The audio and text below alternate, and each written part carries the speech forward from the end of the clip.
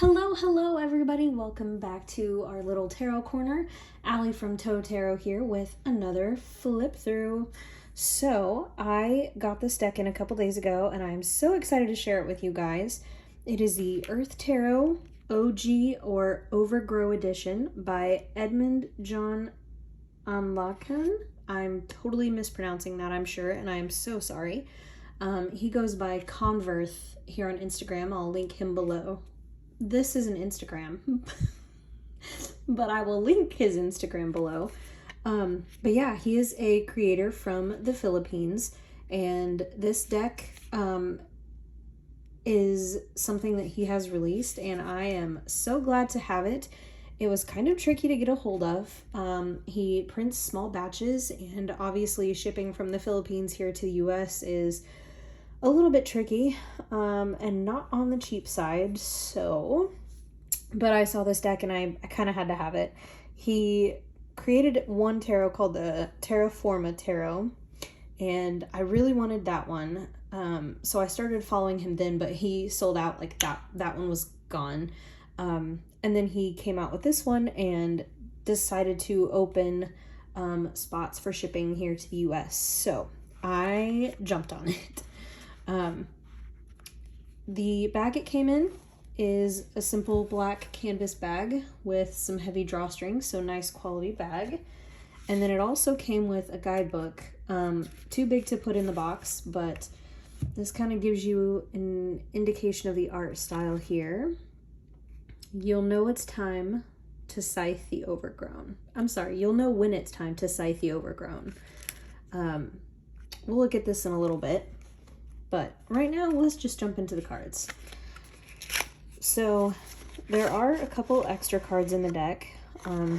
I have been playing with the deck and shuffling it so it was out of order, but I put it back in order just for you guys. Don't you feel special? These are the backs, and the deck is a delicious linen woven type of texture. It's very similar to the Game of Thrones tarot if you have that, but yeah, let me give you a little ASMR because it sounds so nice. Listen. I don't know why that's just so satisfying to me, but anyway, these are the backs. So beautiful color palette, and I'm just gonna go through the deck. So let me set this right here and we will zoom in. Please ignore my nails. Yes, it's time to go get them fixed. Yes, my skin is dry and cracking and not looking great. Hashtag nurse life. I wash my hands all the time. Get off my back. No, okay, I'm just kidding. Anyway, let's start with the bonus cards. So we have the Unattainable, Inner Peace, the Eclipse,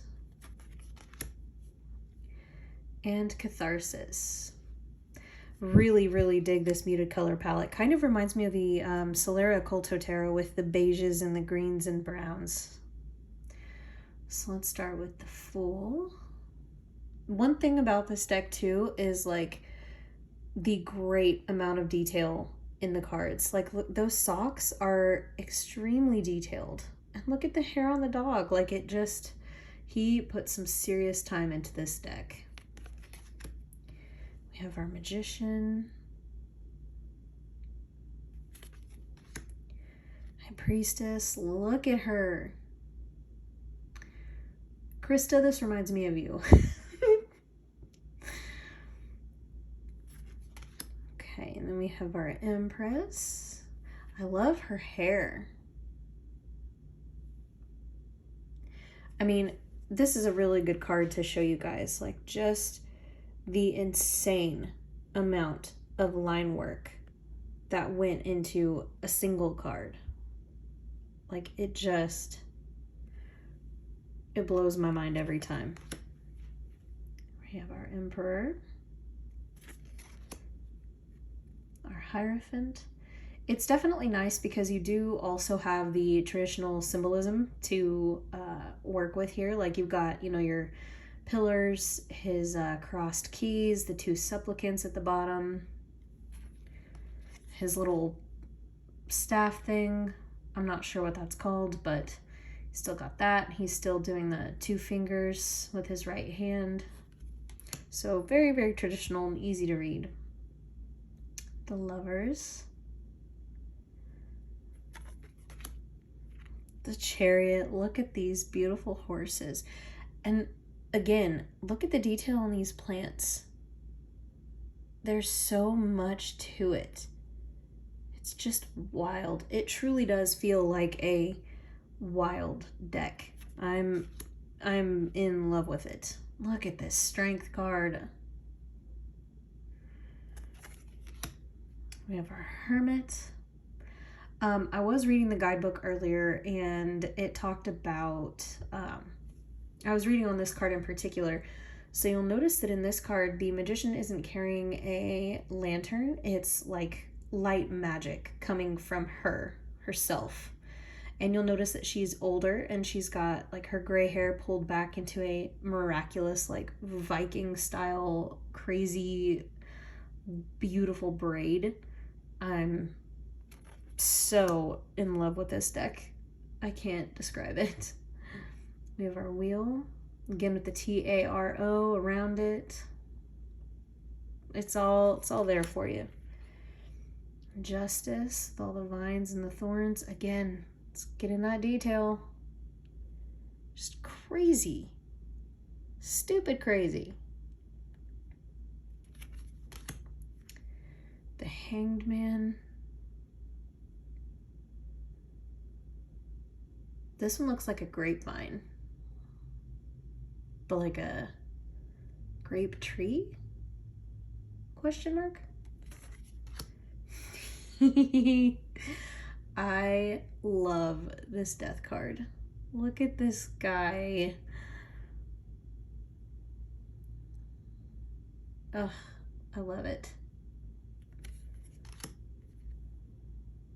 Temperance. Traditional cups flowing in the triangle. The Devil. Another one that I love.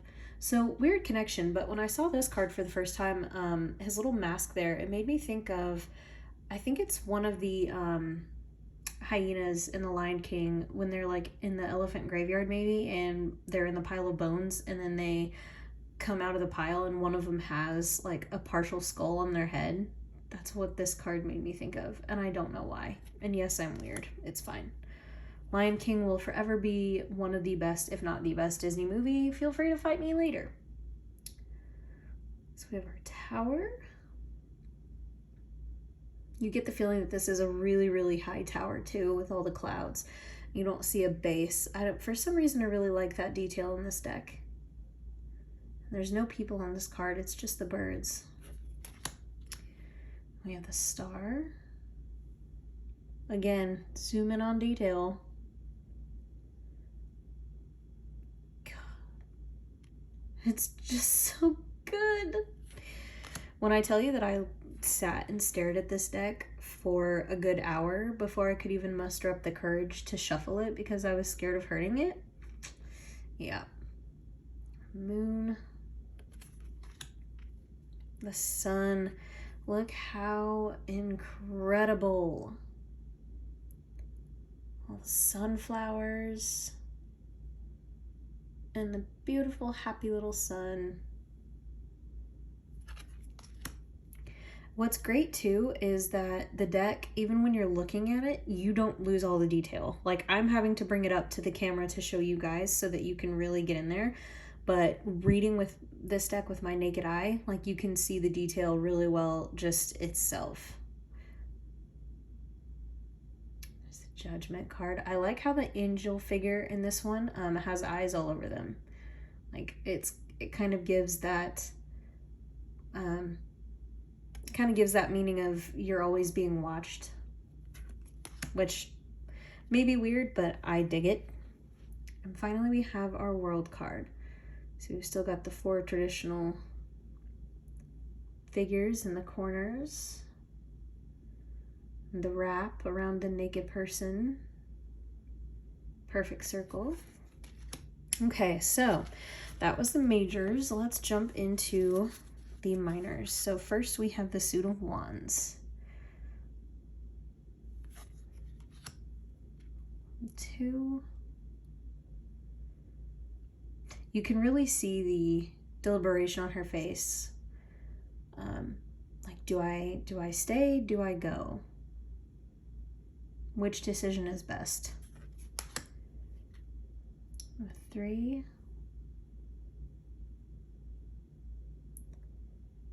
Each one of these had to take so long to make. And 4. Her headdress reminded me of Wonder Woman's. I'm so happy about that.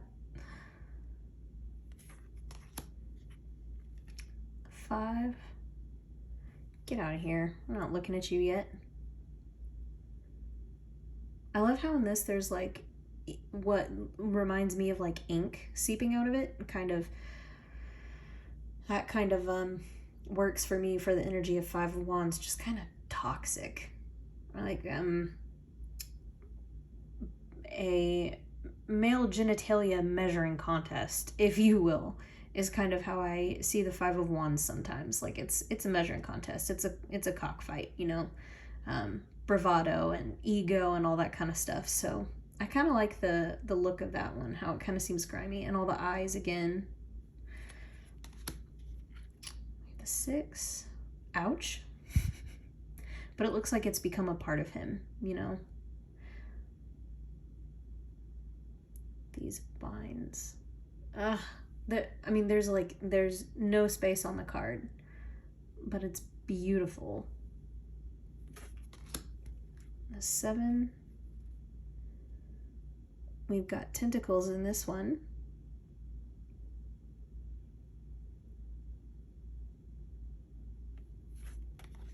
Sorry, I'm going nice and slow here. This deck deserves not to be rushed. We have our 8.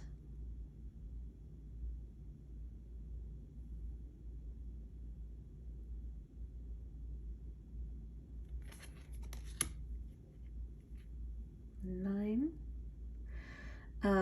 I was reading in the guidebook about this one, about how foxes are kind of given, you know, a reputation of being sneaky or cunning or, you know, thieves, and they kind of persist anyway. And he was talking about how they kind of carry on through the stigma of being these trickster animals, when really that's not necessarily their nature. So I thought that was kind of a neat outlook for that card. Here we have the 10 of Wands. This is great to me because I love how he's kind of calmly dealing with these wands as opposed to struggling to carry them. I think it kind of speaks more to coexisting with that stress and learning how to feel it and acknowledge it and understand it without letting it overwhelm you. And I think that's a really, really great message for the 10 of Wands for this deck. We have our page. I can't stop showing you guys detail because I just want to show you how crazy this is.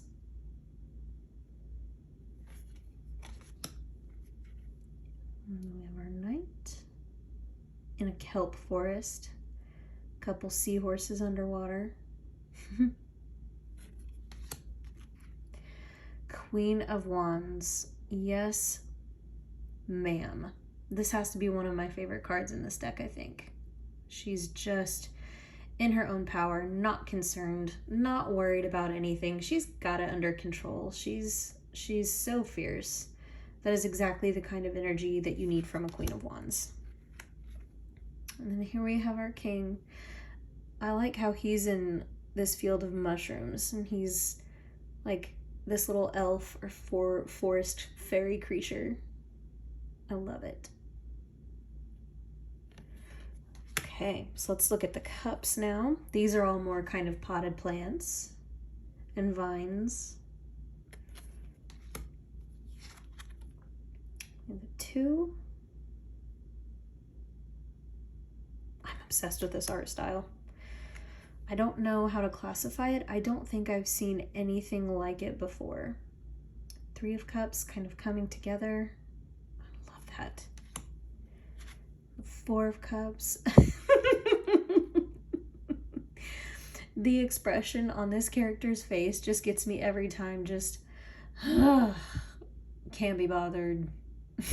Or maybe they're so deep in their head, you know. I don't know why, but I think that's so funny. We have the 5 with the 3 dead plants or dying plants, but the 2 up top are still making it. Definitely can't relate, not at all. I don't have a porch full of dead or dying plants in my backyard. Nope, not me. We have our 6 of Cups. Love that we've got more diversity here. I think he did a great job of not only including, you know, different ethnicities and different skin tones, but also age and body. Like, he did beautifully, in my opinion. We have the 7 of Cups. Each one of them is numbered as well, if you'll notice. I love that.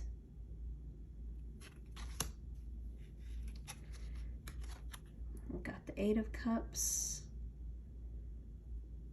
Moving on from what no longer works. Love that.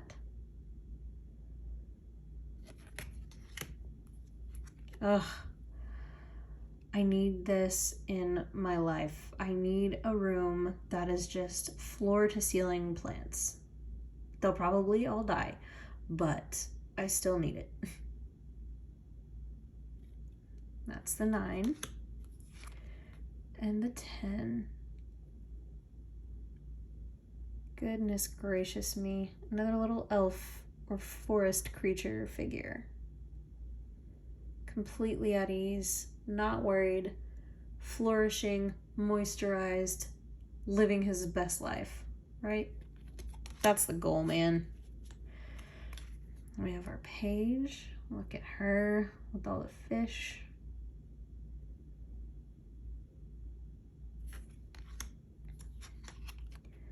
And the Knight.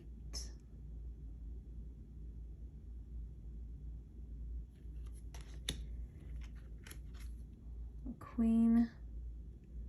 She's so beautiful. And the King.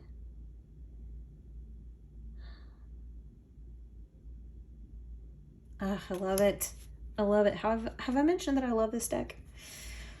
Okay, so now let's get into the swords. The Ace. The 2.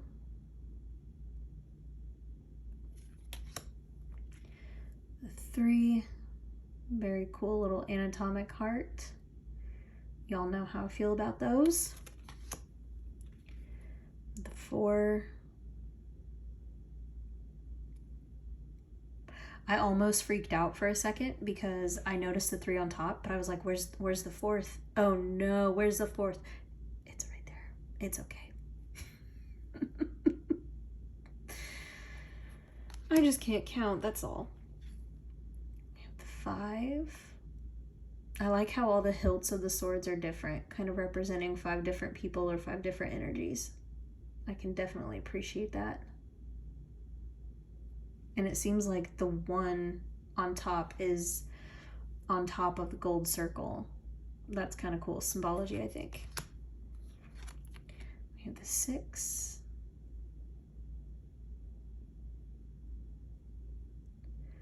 From this card, I'm definitely, like, I'm feeling don't look back.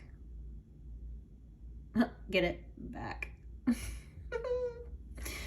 I'll see myself out. It's fine. Don't even worry about it. The 7.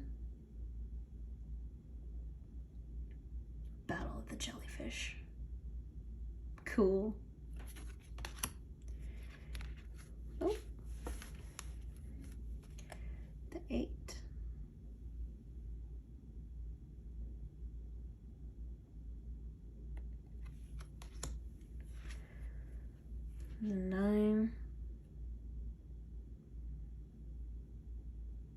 That just gets me anxious looking at that.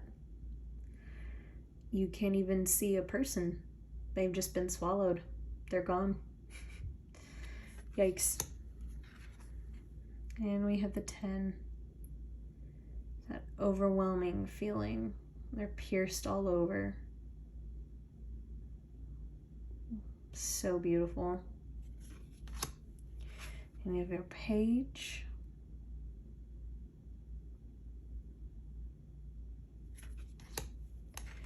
And the knight.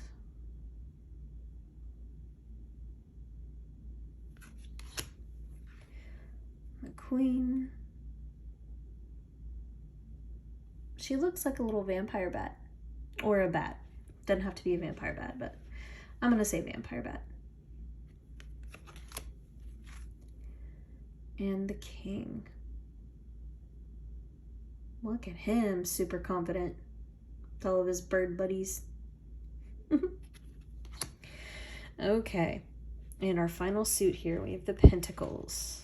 Suit of Earth.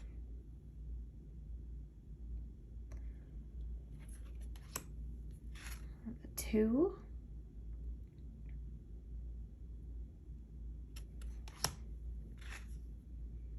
Three. I love how they're all pieces of what looks like kind of an hourglass. I dig that.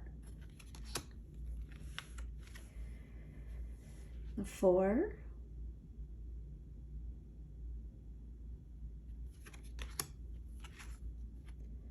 Five.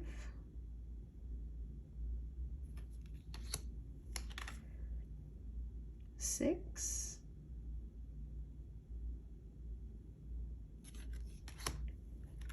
7, a little turtle.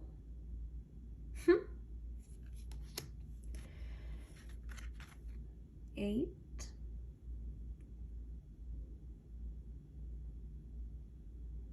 'Vision.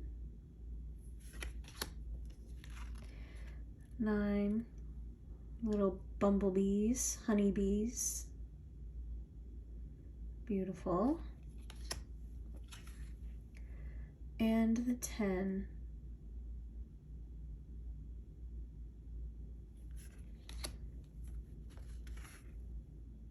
Then we have our page.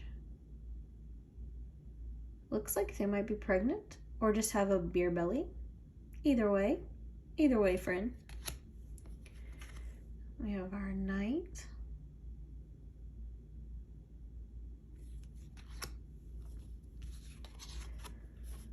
We have the queen, queen bee, and finally we have our king. Ugh, so wonderful. Are you guys seeing why I love this deck? Yeah, it's very special. It definitely is going to get use. It's just so different, and like I was saying, I've never seen anything like this before, and I can't wait to have conversations with this deck. I feel like there's a lot of wisdom here, and there's a lot of hits and feelings that I was getting off this deck as I was flipping through it that are kind of new ideas for cards for me, so that's cool. Let's fan it a little bit. Little homage to Miss Lisa Pepez. And let's take a quick peek at the guidebook. So we've got a little paper cover here, and it starts with a foreword talking about how the artist came to create the deck and why. Goes into a little bit about production of his former decks, excuse me, and now the Overgrow Edition. It says this is the 4th and final version of the Earth Tarot. Heavy digital works were incorporated in the delivery of each design. What sets this apart from all other versions of this deck is that the iris of the characters is now visible. That's good to know. Plants are visibly overgrown. The palette is similar to that of Terra Forma Tarot, which subtly indicates that the creator's art style is inclined to that direction. I love this little part here. As this edition name suggests, the intention is for the users to scythe what's overgrown, to clear your path from the weeds that occupy it, to declutter your mind from the unhealthy thoughts you planted. Cut, trim, scythe. Get rid of what's not important so that you can focus.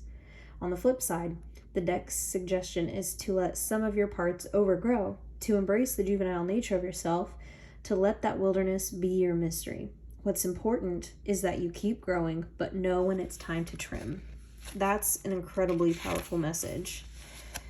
And then we start out by going through the cards, the major and then the minor arcana.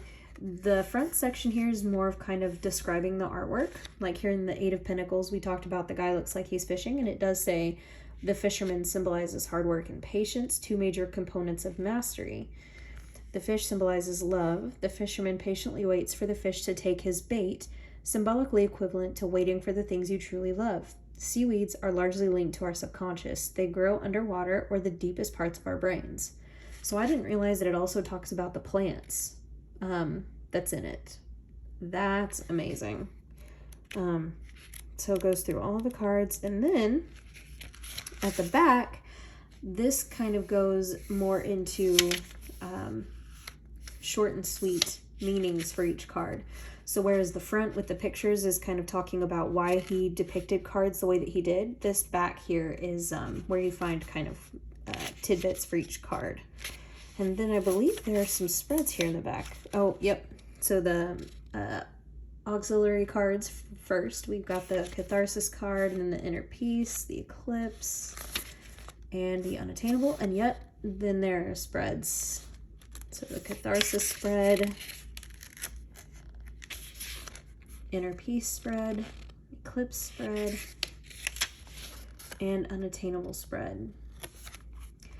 So I really hope that you guys enjoyed this look at this Earth Tarot.